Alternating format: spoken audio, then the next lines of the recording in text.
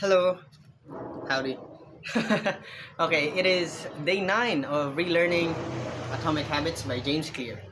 Okay, we're almost at a full hand now. Oh my god, it's a full hand. Almost. It is July 25, 5 p.m. So yeah, day 9, what did we learn? Last time we learned about uh, intention, right? I forgot what was it called? The blank intention. Wait, what was it again? All right, yeah, implementation intention, wherein we understood that having a specific and clear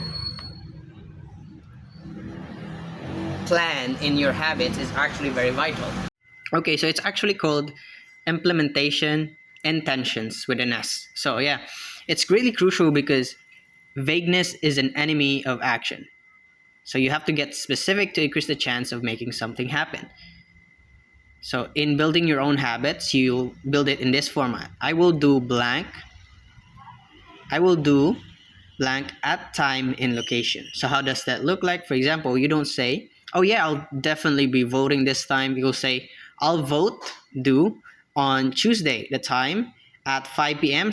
Be greatly specific. So time very specific, and location, where is it? So I'll get the D bus straight from work. So that's how and where, which is very crucial, because what ends up happening is that when you do implementation intentions, what ends up happening is that you don't think on when to do it. It's already there. So you don't think, oh, should I do it now so that I don't have to do it later? Or you don't think that, oh, I should probably do it later because I have to do this first. You don't think that. Immediately at 5 p.m. goes, you immediately push yourself to do it. That's implementation intentions. And I'll give one more example for the video. Yeah. You know,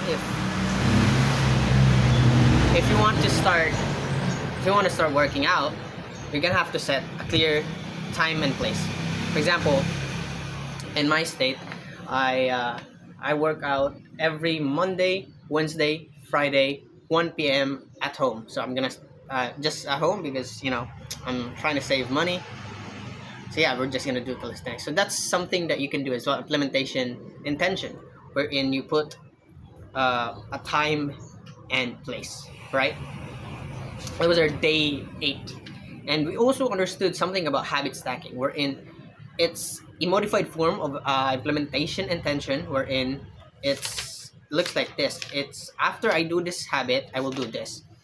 So the form of the implementation intention is that I will do this behavior at time in blank location. So yeah, but then habit stacking is just a modified version of that, wherein you just after I do current habit, I will blank habit. For example, after I wash my face, I eat. Then after I eat, I immediately read The Atomic Habits by James Clear. It's greatly powerful because it allows you to tie in your good behavior to the cues that already exist in your life. So it's greatly powerful. You can try it out. So now we're in day 9.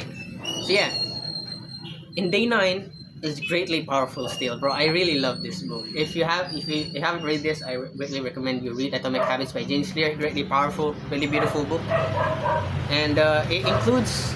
I love it because it includes practical applications onto behavior change, right? And it's beautiful. I like it. I love it. This is day 9, so let's go. So yeah, now we are understanding how environment builds your habits. So in this chapter, motivation is underrated. Oh, okay. Motivation is overrated. Environment often matters more. So what it states is that when it comes to habits that you want to form in your life, you're gonna have to think more onto how you can change your environment. How so? How important is that? Well, they actually did a study. They did a study where in a hospital, I think, they wanted the people working there, or people there, to be more healthy. So what they did is that they did a study wherein before there were only 2 places to get water. What they did is that in the cafeteria they simply increased the places where it had water, the shaded places, right? There's more. So what end up happening is that without talking to the patients or without talking to the staff, the amount of people that used water actually increased, and the amount of people that purchased soda actually decreased. So it states right here that over the next 3 months, the number of soda sales at the hospital dropped by 11.4%. Soda sales dropped by 11.4% in just 3 months, without doing anything, without really talking to the people, just changing the environment. And meanwhile, the sales of the bottled water increased by 25.8%. They made similar adjustments and saw similar results with the food in the cafeteria. So yeah, what it means is that, bro, it's really powerful to shape your environment. And one of the examples he states right here is that how our a lot of business is actually structured in a way that shapes the environment for you to be inclined to purchase more, right? For example, usually when you go to a supermarket as a family, you're there to buy food, right? You're there to buy meat. But what do businesses usually do? Supermarkets, for example, what they do is that motorcycle.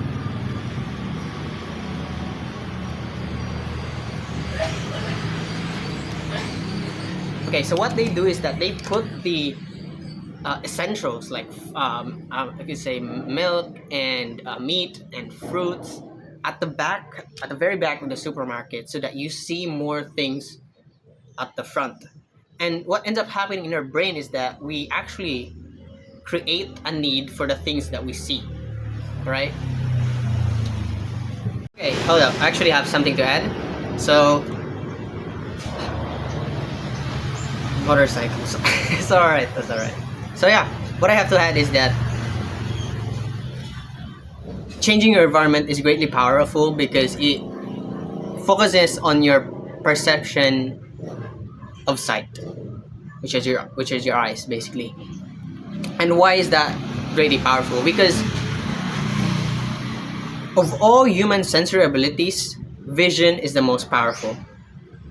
The human body has about 11 million sensory receptors, and about approximately 10 million of those are dedicated to sight. What does it say? So some experts estimate that half of the brain's resources are used on vision. So that's why changing your environment so that you're able to see more fruits, so that you eat healthy, or see more books so that you remember to read, or see more your laptop so that you remember to study, is greatly powerful because our brain processes greatly on our sight, right? 10 million of our 11 million receptors, and then 10 million of those are just for sight, which means that we rely on it a lot, whether that be behavior change or simply just doing things. You see more things at the front. And what ends up happening in our brain is that we actually create a need for the things that we see, right? We see, for example, a pile of candy, and we think that we didn't really plan on buying that, but we think that hold up, I think I should buy this as well because like it's a great snack for the kids, for example.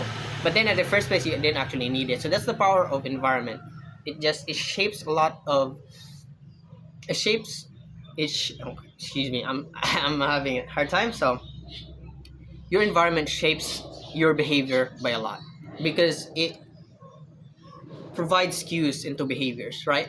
So why did this work without even talking? Why did the changes in the environment were why was it greatly effective even though they didn't talk to the staff, they didn't talk to the people? Well, simply because there were more cues to drink water. And when people see, hey, there's a water bottle. Oh yeah, I forgot I haven't drank water in like 2 hours. I should probably drink water. That increases your uh, percentage to buy water. So if you could so what he states right here, the changes you could make is that change your environment so that the cues for your good behavior are, meaning. because in that way it increases the chances of you actually doing the new habit or new behavior that we want to include, right? For example, in my case, I wanted to read Atomic Habits every time what do you call it? Every time I wake up. Like, I wanted to make a priority, but I actually forgot about this. I tried actually for 2 days, I think, was it? 2 days straight. I actually just simply put my phone under the book. So whether I check the time when I wake up, I'll have to see the book first, so that I have the cue to understand that, hey, I actually have to read first before doing anything else. So yeah, if you could, for example, if you wanted to eat more healthy, so, or drink more water, it's the same example. We gotta find another example. What's another example? Say for example, you want to lose weight. So what you're gonna do is change your environment to do that. For example, you buy less high calorie food or less cookies and buy more healthy foods, and or you could also put the healthy foods like apples, bananas, which are actually very OP to me. I love them. You put them in a place wherein it's visible, right? And that way, every time you go into your house, you can remember to eat the fruit because it's healthy. And not because you planned it, but because it's healthy. And then what ends up happening is that, you end up doing that good behavior over time, and that makes up your identity. Now you're a healthy person. So yeah, those little changes matter. So yeah, environment is actually greatly OP. I actually forgot about this one. Like, the value of it is absolutely awesome. So yeah, it states right here, if you want to, for example, if you want to remember, take your medication each night, put your pill bottle directly next to the faucet on the bathroom counter, so that when after you eat, you wash your face, you brush your teeth, you remember, oh, hold up, I actually haven't taken my medication. So yeah, for example, if you want to practice the guitar, which I've been consistently trying to do more frequently, place your guitar stand in the middle of the living room. Because every time you wake up, oh, you see your guitar, oh, hold up, I actually have to do guitar today. So yeah, if you want to drink more water, as he states right here, fill up a few more water bottles each morning and place them in common locations around the house, right? So yeah, it's actually awesome that, how powerful environment is in our life, but it's actually still also quite threatening as well, because there's a lot of behaviors that are not of us, not made by us, right, but shaped by our environment. So for the last learning, let's state right here for day 9. Okay, environment design allows you, excuse me, a little bit tilted.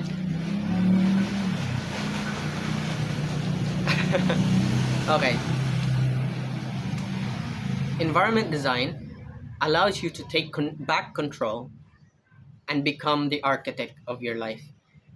So be the designer of your world and not merely the consumer of it. So yeah, that's day 9 of Relearning Atomic Habits. Bro, it's greatly powerful. I'll have to reflect today as well.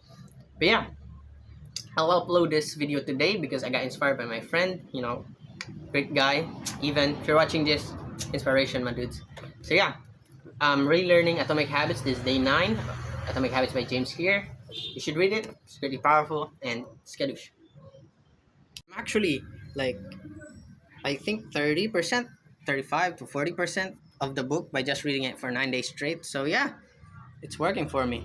So after I read the book, I'll also post the summary of all the learnings I've learned of the book, so that I'm able to fortify my learnings of it, my understanding of it, and teach you guys as well what I've learned. So yeah, stay tuned and skadoosh.